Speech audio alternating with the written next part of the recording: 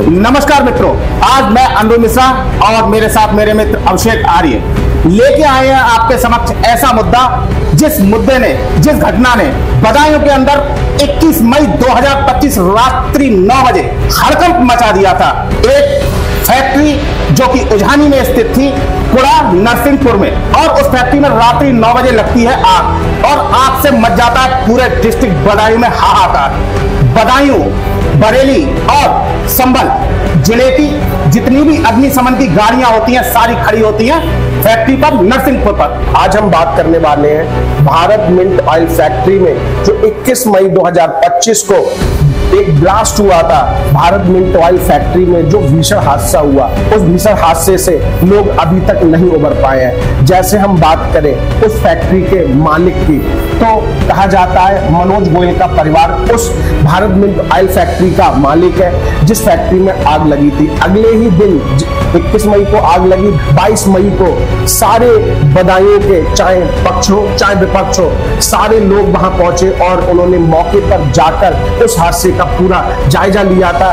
क्या उसमें घटनाएं हुई, उन सब पर आज हमारी चर्चा होने वाली है। हम सबसे पहले शुरू करते हैं कि भाई ये हादसा जो हुआ वो हुआ क्यों। सवाल नंबर 1, भाई अगर इसकी बात करें तो कहा यह जाता है, आप सबको भी पता होगा, 21 मई की रात में आती है जोरदार आंधी जिसके कारण चिमनी गिर जाती है और मेंथा ऑयल में हो जाता है रिसाव, जिससे लग जाती है आग पहुंच जाती है बॉयलर तक और बॉयलर में हो जाता है जबरदस्त ब्लास्ट। वो ब्लास्ट उझानी कस्बे में सनसनी फैल जाती है। कुछ लोग अफवाहें भी उड़ाते हैं कि वहां पर हाइड्रोजन की गाड़ियां खड़ी हुई हैं जिसमें और भी ब्लास्ट हो सकता है, पूरी उझानी गायब हो जाएगी, तो लोग वहां से पलायन करना शुरू कर देते हैं। जबकि ये घटनाएं पूरी तरीके से गलत थी, अफवाहें थी। लेकिन हम बात करें मेंथा ऑयल फैक्ट्री की, तो उस फैक्ट्री के आसपास जो भी रिहायशी इलाका था, हाँ, वहां के लोग पलायन कर गए क्योंकि जो आग लगी थी वो इतनी भीषण थी जिसको देखकर लग रहा था कि आग रिहायशी इलाके तक पहुंच जाएगी। उसकी जो तपिश थी, उसकी जो अगन थी, वो उन घरों तक पहुंच रही थी और वो परिवार वाले बेचारे उस समय परेशान थे और अपने घरों से उन्होंने पलायन कर लिया सिर्फ इसी डर से कि कहीं ये आग हमारे घरों तक ना लग जाए। तो इसमें एक सवाल ये था कि भाई आग किस तरीके से लगी, तो अभी तक जो सामने आया वो इस बॉयलर में ब्लास्ट होने के कारण आग लगी हुई मानी जाती है। मालिकों की बात करें तो मालिकों ने बताया कंपनी में लगभग 100 करोड़ रुपए से ज्यादा का नुकसान हुआ। जो बीमा था वो भरा नहीं गया था। तो कई सवाल खड़े कर देते हैं। हम सवाल जो हमारे पास है, कुछ लोगों ने हमें भेजे हैं, उझानी से ही हमारे पास सवाल आए हैं जिन पर हम लोग आज आप लोगों से चर्चा करने वाले हैं। हम सबसे पहली बात ये करते हैं, घटना को हुए लगभग कितने दिन हो चुके होंगे? 21 से 6 यानी कि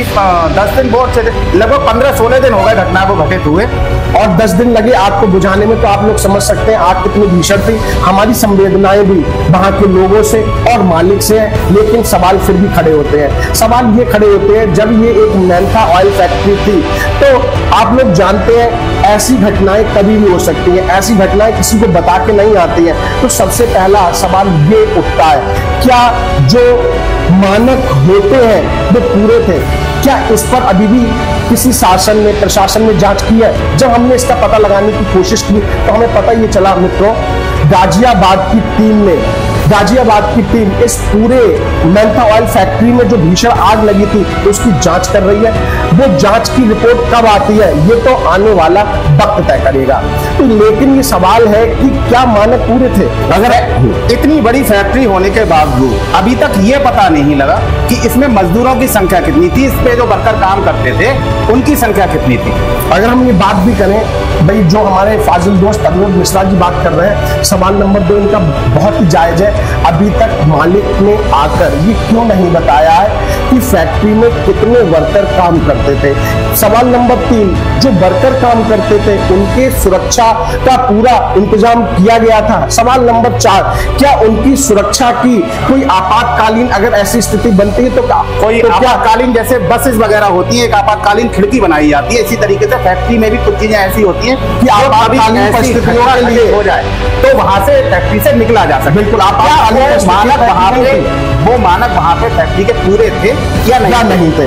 मतलब सबसे बड़ा मुद्दा है आज के समय का, फैक्ट्री के भीतर कितने मजदूर काम कर रहे थे, जो सवाल नंबर 2 था। क्योंकि सिर्फ एक मजदूर का अभी नाम आ रहा है, जिसका नाम है मुनेंद्र यादव, जो उजियानी का ही रहने वाला था। और मैं आपको बता दूं, इस पे अपडेट है, कल 5 जून को कुछ अवशेष मिले हैं जिनकी डीएनए जांच हो रही है, क्या वो मुनेंद्र यादव का है या किसी और का है। तो सवाल है, अभी जब तक जांच पूरी नहीं होगी, जब तक डीएनए की रिपोर्ट नहीं आएगी, जब तक नहीं कहा जा सकता है। लेकिन और सर, मुनेंद्र यादव का भी केस जब सामने आया, जब मुनेंद्र यादव का परिवार रोते बिलखते हुए मीडिया ने कैच कर लिया, लेकिन ये संवेदनाओं से परे बात थी कि कोई भी, जो हम कहते हैं भी हमारे यहाँ के अच्छे अधिकारी हैं, उस परिवार से मिलने नहीं पहुंचा। कुछ लोग पहुंचे, तब ये मुद्दा भी हाईलाइट हुआ कि मुनेंद्र यादव है तो आखिर है कहां, जब वह अपने परिवार तक नहीं पहुंचा। सवाल उठता है, क्या एक मुनेंद्र यादव ही वहां मजदूर था? बहुत अच्छा सवाल है। और कोई मजदूर नहीं था?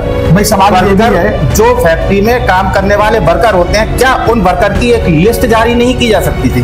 नहीं, मीडिया के सामने बताया नहीं जा सकता था कि हमारे यहाँ ये वर्कर हैं और ये इनकी लिस्ट है? क्योंकि हमको जहां तक जानकारी मिली है, वहां पे 70 से 80 लोग बिहार के काम करते थे, बिहार के मजदूर थे, बिहारी मजदूर थे। और बिहार से सर आप जानते हैं कि, और हमारी जनता भी जानती है, कौन से मजदूर वर्क करने आते हैं, जिनके घरों में किराए तक के पैसे नहीं होते, ऐसे गरीब लोग यहाँ पे वर्क करने आते हैं। अब मुझे तो ऐसा लगता है कि उन परिवारों को पता ही नहीं होगा कि हमारा जो मतलब व्यक्ति है वो अब इस दुनिया में है भी या नहीं है। भाई ये भी एक सवाल के घेरे में आता है। सवाल नंबर 7 है, इतने दिन हो चुके हैं फैक्ट्री में आग लगी हुई है, क्या अभी तक हवा, पानी, मिट्टी का जांच भी हुई है? क्या उसमें कोई ऐसे तत्व तो नहीं पाए जा रहे हैं जो आने वाले समय में हानि पहुंचा सकते हैं? सवाल ये भी है पंडित जी। एक सवाल और उठता है, ये हमारी जनता भी जानती है, जहां इस तरीके की फैक्ट्री, जहां आग लगने की संभावना हो, ज्वलनशील पदार्थ रखे हो, वहां पे रिहायशी इलाका नहीं होना चाहिए, वहां पे आम जनता के लिए घर नहीं बनाना चाहिए। लेकिन इस पर सरकारें ध्यान नहीं देती। हम चाहते हैं सरकारें इस पर ध्यान दे, जहां भी ऐसी फैक्ट्री है, क्योंकि बदायूं शहर, बदायूं के अंदर भी आपने सर देखा होगा, दादी की रसोई से पहले भी, दादी की रसोई से पहले एक फैक्ट्री है जहां क्रिस्टल दाना बनता है, लेकिन उसके पास में होटल भी है, ढाबे भी हैं और लोग रह भी रहे हैं। लोगों ने जमीन भी काटना स्टार्ट कर, प्लाटिंग चल रही है, उसमें पीछे प्लॉटिंग चल रही है और कल को उसमें घर बनेंगे। अगर ऐसी घटना कहीं घटित हुई तो आप सोच सकते हैं कि कितनी बड़ा हादसा हो सकता है। हम केवल सावधान करना चाहते हैं, सतर्क करना चाहते हैं, शासन प्रशासन इस ओर ध्यान दे, क्योंकि आज मान लो लोग अनदेखा कर रहे हैं इन सब चीजों को, वहां पर मान लो मकान बना भी लेते हैं, लेकिन आने वाले समय में ये बहुत अगर ऐसा कुछ हो जाए तो ये लोग कहाँ जाएंगे? तो ऐसी जगह पर आप ही लोग हमें कमेंट करें, क्या ऐसी जगह पर कॉलोनियों का कटना सही है? एक सवाल ये भी उठता है, सवाल नंबर 8 है हमारा, नरसिंहपुर में जो ब्लास्ट हुआ था, उसमें अभी तक पर्यावरण दृष्टि से कोई भी अभी तक जांच हुई है? क्या पर्यावरण को कोई हानि पहुंची है? क्या वहां के मानक, जो फैक्ट्री के मानक होते हैं, वो फैक्ट्री उसको पूरा करती है या नहीं करती है? इसकी पता नहीं जांच हुई है या नहीं हुई है। लेकिन हाँ, एक चीज हम लोग कहेंगे, प्रशासन उस दिन बहुत सतर्क था। आग लगने के कुछ ही घंटों बाद यहाँ से एसएसपी ब्रजेश जी और उनकी पूरी टीम वहां पे हाजिर हुई और सारी जो भी वहां पे देखरेख होनी थी, जो भी वहां पर जांच कार्य या सुरक्षा कार्य होने थे, उसको लेकर इंतजाम करवाया। जो हमारे यहाँ के अभी आए नए डिस्ट्रिक्ट मजिस्ट्रेट साहब हैं अवनीश राय जी, वो भी पहुंचे, उन्होंने पूरा जायजा लिया और जो भी कर सकते थे उन्होंने करने का प्रयास किया। मैं शासन प्रशासन की ओर से बिल्कुल आश्वस्त हूं कि उन्होंने जो भी कार्य करने थे वो पूर्ण रूप से पूरे किए। लेकिन सवाल उठते हैं मालिक पर और फैक्ट्री पर। अब सवाल लास्ट हमारा बचता है, सवाल नंबर 10, क्या अभी तक कितने लोगों को मुआवजा मिल पाया है? अगर मुआवजा मिल पाया है तो कितने रुपए का मुआवजा मिला है और कितने रुपए मिले हैं? ये सवाल है हमारे कुछ। मैं सर आपके लिए 1 मिनट रोकना चाहूंगा। एक सवाल जो सबसे बड़ा है वो मैं फिर से दोहराना चाहूंगा, क्या सिर्फ एक मजदूर उस फैक्ट्री में काम करता था और कोई मजदूर नहीं था इतनी बड़ी फैक्ट्री में? अगर मजदूर थे, कार्यकर्ता थे, वहां पे काम करने वाले लोग थे, तो उनकी एक लिस्ट जारी की जाए और उनका पूरा ब्यौरा दिया जाए कि वो कहाँ के रहने वाले थे, कहाँ के निवासी थे, जिससे कि ये पता लग सके कि वो जीवित हैं भी या नहीं है। और मैं लास्ट में यही कहूंगा, जो मुनेंद्र यादव है, जो उनका परिवार है, उनको मुआवजा मिलना चाहिए, क्योंकि मुआवजे की स्थिति भी अभी तक क्लियर नहीं हुई है। उसी दिन एक और आग लगी थी दहगमा के आसपास, वहां तो लोगों को अब तक मुआवजा पहुंच भी चुका है। उसमें हमारे भाजपा के जो सांसद पद प्रत्याशी थे दुर्विजय सिंह साकी जी, उन्होंने खुद जाकर वहां के लोगों को मुआवजा पहुंचाया, लेकिन अभी तक ऐसी स्थिति कुड़ा नरसिंहपुर में देखने को नहीं मिली है।